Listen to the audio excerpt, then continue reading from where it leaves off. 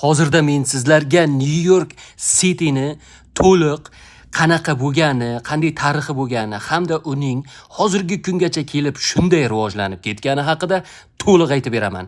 Mana ko'rib turganingizdek, avtobuslar elektrlashtirilgan. Hamma yo'ni havosi top-toza. Hattoki siz yashab turgan shaharda ham hattoki daraxtlar bormi, yo'qmi, unga ahamiyati yo'q. Mana joylashuvni qarang. Barcha narsalar shuncha mashina hamda osmoni upar binolar bo'lishiga qaramasdan havosi top-toza. Ko'ryapsizlarmi? Mana shu uylar 1980-chi, 1950-chi, hattoki hozirgi paytda qurgan yangi uylar ham borda, mana shu New York City'da.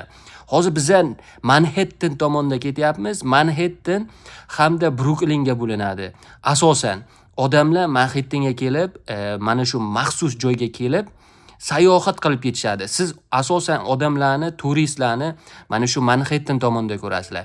Brooklyn tomoni esa u yoqda sal puli kam topadigan insonlar, oilaga daromadi kam insonlar yashaydigan bo'lib, ammo asosan puli ko'p, Amerikaning eng boy hamda puli ko'p ma'lum bir mashhur tadbirkorlari, millioner, milliarderlari mana shu yerda Manhattanda o'zlarini uylarini qurishib olgan.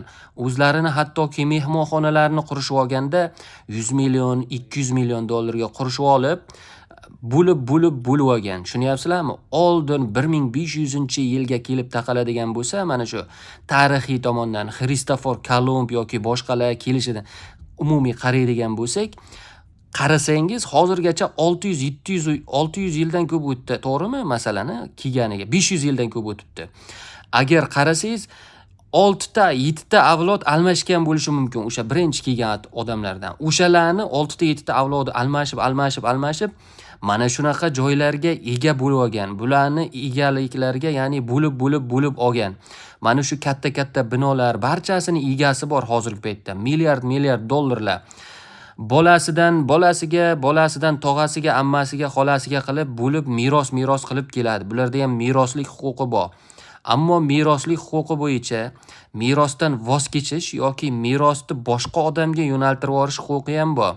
Ammo hattoki siz ma'lum bir uyda yashasangiz, Amerikada, masalan, egasi yo'q. Siz keldingiz va mana shu uyni olmoqchisiz, yashamoqchisiz. Hech kim yo'q ichkarida. No trespassing deb yozib qo'yadi, lekin qarovsiz qoldirib ketganligini bilyapsiz, qarovsiz qoldirgan, o'shanga kirib yashashingiz huquqingiz bor. Agar siz ma'lum bir muddat 3 oy atrofida, ya'ni 60 kundan ko'proq atrofda yashasangiz, ana shu uyni ma'lum bir muddatdan so'ng siz o'zingizga rasmiylashtirib